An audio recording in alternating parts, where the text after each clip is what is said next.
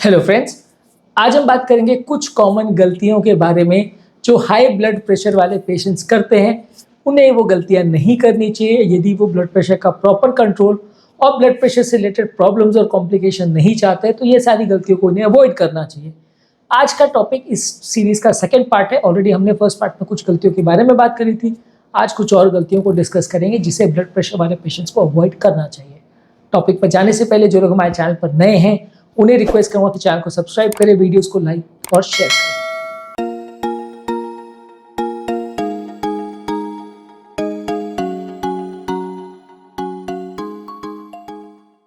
इसके अलावा जो हमने ऑलरेडी डिस्कस किया, उसके अलावा सबसे इंपॉर्टेंट मिस्टेक जो लोग करते हैं वो ये है कि सिर्फ मेडिसिन पर रिलाई करते हैं अपने ब्लड प्रेशर को कंट्रोल करने के लिए। उनको लगता है कि साहब दवाई तो ले रहे हैं, क्या जान लोगे क्या? अब दवाई के अलावा और भी सब चीज़ थोड़ी मॉडिफाई कर सकते हैं क्या? खाना पीना भी छोड़ते हैं क्या?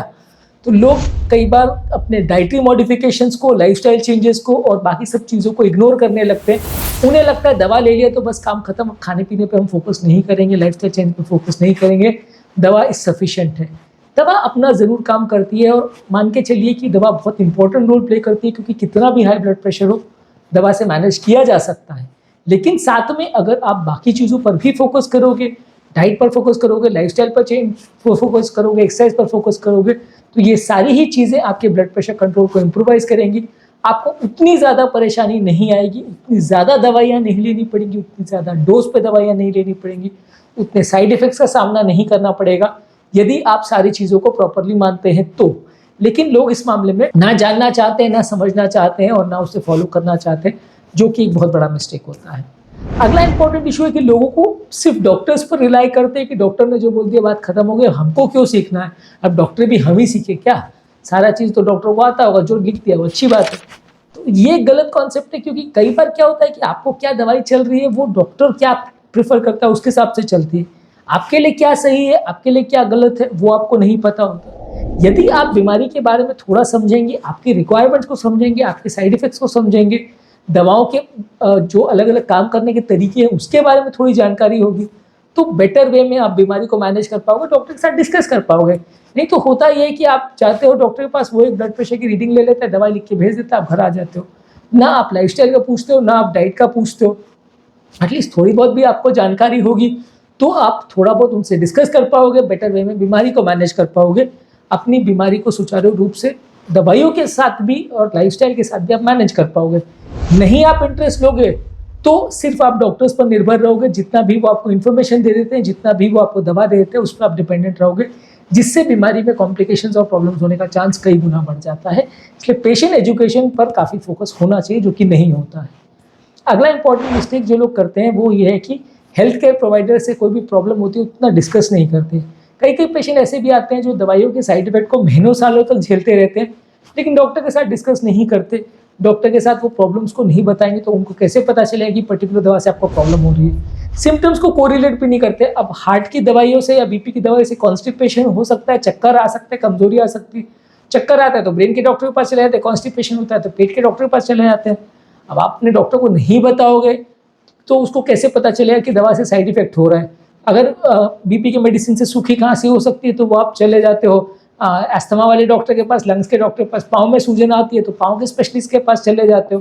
तो हर दवाई का कुछ ना कुछ साइड इफेक्ट हो सकता है। यदि आप उसको थोड़ा बहुत नहीं समझोगे और डॉक्टर के साथ डिस्कस नहीं करोगे तो गलतियां होने का चांस बढ़ जाता है और दवाइयों के साइड इफेक्ट्स आपको परेशान करें इसका चांस बढ़ जाता है। इसके अलावा लोग स्ट्रेस मैनेजमेंट पर फोकस नहीं करते।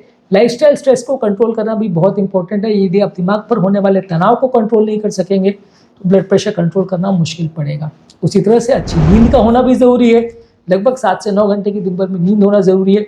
यदि नींद प्रॉपर नहीं होगी तो स्ट्रेस हार्मोन्स बॉडी में ज़्यादा होंगे और वो आपका ब्लड प्रेशर कंट्रोल को गड़बड़ाएंगे। तो जो लोग अच्छा नहीं सो पाते हैं या नींद का प्रॉपर ध्यान नहीं रखते हैं, रात भर जागते हैं, उनको प्रॉब्लम्स होने का चांस बढ़ जाता है। अगला कॉमन मिस्टेक जो लोग करते हैं वो है खुद से दवाइयाँ लेना। अपने फ्रेंड से, अपने दोस्त से या अपने किसी रिलेटिव से पूछ के दवाइयाँ लेना चालू कर देते हैं। हर व्यक्ति की इंडिविजुअल रिक्वायरमेंट्स अलग होती है, हर व्यक्ति की दवा के चॉइसेस अलग होते हैं, हर व्यक्ति के दवा का इफेक्ट और साइड इफेक्ट पैटर्न अलग होता है। तो यदि आप अपने डॉक्टर के साथ बिना डिस्कस किए सेल्फ मेडिकेट करोगे तो प्रॉब्लम्स ज़्यादा होगा। इसके अलावा लोग कई बार वेट मैनेजमेंट पर फोकस नहीं करते। लोगों को ऐसा लगता है कि डायबिटीज़ और हाइपरटेंशन, ये सारी बीमारियों का वेट से क्या लेना देना, वेट का इसका कैसा कोरिलेशन है और किस तरह से ये दवाइयाँ ज़्यादा वेट वाले लोग को ज़्यादा होती है, वो सारी चीज़ों को आप नहीं समझोगे तो आप एक्सरसाइज पर फोकस नहीं करोगे, और उस पर फोकस नहीं करोगे तो वेट कम करना मुश्किल हो जाएगा। इसके अलावा कई बार लोग चाय कॉफ़ी भी ज़्यादा लेते हैं। चाय कॉफ़ी में जो कैफ़ीन होता है, खासकर स्ट्रॉन्ग चाय कॉफ़ी में, वो आपके ब्लड प्रेशर के कंट्रोल को कॉम्प्रोमाइज़ कर सकता है। यदि ज़्यादा मात्रा में लिया जाए, ज़्यादा बार लिया जाए, ज़्यादा स्ट्रॉन्ग लिया जाए, तो आपका ब्लड प्रेशर कंट्रोल कॉम्प्रोमाइज़ हो सकता है और आपका long term BP management difficult हो सकता है। तो आपको प्रॉपरली फोकस करना है कि चाय कॉफ़ी का इंटेक भी थोड़ा कम रखिए। अगला कॉमन मिस्टेक जो लोग करते हैं कि वो पानी पर्याप्त मात्रा में नहीं पीते। लोगों को पानी और ब्लड प्रेशर का कोई कोरिलेशन नहीं समझ में आता, इसलिए वो फोकस नहीं करते। तो आपको अगर ज़्यादा ब्लड प्रेशर का प्रॉब्लम है तो पानी भी सही मात्रा में आप लीजिए। पानी को अगर सही मात्रा में लेते हैं तो उससे भी ब्लड प्रेशर कंट्रोल करने में और ब्लड प्रेशर की बॉडी के मैनेजमेंट सिस्टम्स में भी थोड़ा फ़ायदा मिलेगा। एटलीस्ट 2 से 3 लीटर पानी आपको पीना। अगला मोस्ट इंपॉर्टेंट प्रॉब्लम जो लोग फॉलो नहीं कर पाते हैं वो है लाइफस्टाइल चेंजेस को कंसिस्टेंटली मैनेज नहीं कर पाते। यानी कि लाइफस्टाइल चेंजेस करते तो हैं, लेकिन 2 दिन किया, फिर 4 दिन नहीं किया, फिर 4 दिन किया, फिर 5 दिन नहीं किया।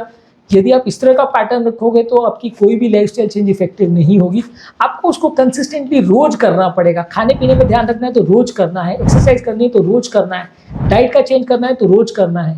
यदि आप सिलेक्टिवली कभी कर रहे हो कभी नहीं कर रहे हो तो इफेक्ट नहीं मिलेगा, आपको लॉन्ग टर्म प्रॉब्लम्स ही आएंगी। तो यदि आपको अच्छा और प्रॉपर कंट्रोल चाहिए तो आपको सारी चेंजेस को लाइफ टाइम मेंटेन करना पड़ेगा। इनकंसिस्टेंटली आप करोगे तो फायदा नहीं होगा। अगला कॉमन मिस्टेक है, लोग मेंटल हेल्थ पर फोकस नहीं करते। एंग्जाइटी, डिप्रेशन और मेंटल स्ट्रेस अगर है तो वो आपकी खाने के पैटर्न को चेंज करेगा, आपके स्ट्रेस पैटर्न को चेंज करेगा, आपके बिहेवियर को चेंज करेगा और दवाई लेने के पैटर्न को भी चेंज कर सकता है, जिसकी वजह से लॉन्ग टर्म प्रॉब्लम्स आने का चांस बढ़ जाता है। तो यदि आपको अगर स्ट्रेस का प्रॉब्लम है तो आपको उसको मैनेज करना पड़ेगा, उसके लिए भी प्रॉपर ट्रीटमेंट लेना पड़ेगा, नहीं तो आपका कंट्रोल प्रॉपर नहीं होगा। अगला इंपॉर्टेंट प्रॉब्लम जो लोग करते हैं वो है व्यसन कंट्रोल नहीं करते। स्मोकिंग आप करोगे, टोबैको लोगे या अल्कोहल लोगे तो ये आपके ब्लड प्रेशर कंट्रोल को कॉम्प्रोमाइज करेगा, ब्लड प्रेशर मैनेजमेंट करना मुश्किल होगा। तो ये भी एक इंपॉर्टेंट इशू है कि यदि आपने व्यसन को प्रॉपर कंट्रोल नहीं किया तो बीपी प्रॉपर कंट्रोल नहीं हो पाएगा। इसके अलावा लोग जो प्रॉपर टेस्ट वगैरह रिकमेंडेड होते हैं या स्क्रीनिंग्स जो रहती हैं, जो फॉलोअप्स रहते हैं, उसको फॉलो नहीं करते। नॉर्मली हर 2-3 महीने के बाद डॉक्टर के पास जाना चाहिए। हर साल में एटलीस्ट एक बार इंपॉर्टेंट ब्लड टेस्ट और यूरिन टेस्ट इतना एटलीस्ट होना चाहिए, ताकि अगर कोई कॉम्प्लिकेशन हो रहा हो तो पता चले। अगर आप एक बार डॉक्टर के पास गए, फिर सीधा 5 साल बाद गए, फिर सीधा 10 साल बाद गए, अगर इस तरह का आप फॉलोअप मेंटेन करोगे तो डॉक्टर भी मैनेज नहीं कर पाएगा और उसको दवाइयाँ एडजस्ट करने में बहुत दिक्कत आएगी। तो यदि आप हर 3-3 महीने में डॉक्टर के पास जाते रहोगे या एटलीस्ट 2-4 महीने में एक बार फॉलोअप भी करते रहोगे तो काफ़ी सुविधा रहेगी दवाइयों के डोज एडजस्ट करने में और कॉम्प्लिकेशन को एंटीसिपेट करके प्रॉपरली मैनेज करने में काफ़ी मदद मिलेगी। अगला और लास्ट इंपॉर्टेंट मिस्टेक जो लोग करते हैं कि जो इंस्ट्रक्शंस डॉक्टर जो देते हैं उसको वो प्रॉपरली समझते नहीं हैं, उसको अपने आसपास वालों को और परिवार वालों को नहीं सिखाते और प्रॉपरली मैनेज नहीं करते हैं। अगर डॉक्टर आपको कोई इंस्ट्रक्शन दे रहा है तो उसको प्रॉपरली समझिए, दवाई कैसे लेनी है, किस टाइम पे लेनी है, किस डोज में लेनी है। ये सारी चीज़ों को अगर आप प्रॉपर तरह से नहीं समझते हो, फॉलो नहीं करते और आपके परिवार वाले भी नहीं सीखते हैं तो फिर बीमारी को मैनेज करना बड़ा मुश्किल हो जाता है। ये बीमारियों की जो लड़ाई है वो अकेले लड़ना बड़ा मुश्किल है। पूरा परिवार एक साथ मिलके अगर प्रॉपरली उसको फाइट करता है, चीज़ों को मैनेज करता है तो बीमारी मैनेज करना काफ़ी ईजी हो जाता है। यदि पूरा परिवार सपोर्ट नहीं करता है तो आप कितना भी दवा ले लो उतना फ़ायदा आपको नहीं मिल पाएगा। तो आज के टॉपिक में हमने बात करी कुछ इंपॉर्टेंट मिस्टेक्स के बारे में जो हाई ब्लड प्रेशर वाले पेशेंट्स को परेशान करती है। यदि आप इन मिस्टेक्स को नहीं पढ़ते उनके चक्कर में तो बीपी का कंट्रोल काफ़ी बेटर होगा और लॉन्ग टर्म प्रॉब्लम्स होने का चांस भी काफ़ी कम होगा। उम्मीद करूँगा कि आज के टॉपिक में कुछ नई बातें जानने को मिली होगी। जो लोग हमारे चैनल पर नए हैं उन्हें रिक्वेस्ट करूँगा कि चैनल को सब्सक्राइब करें, वीडियोज़ को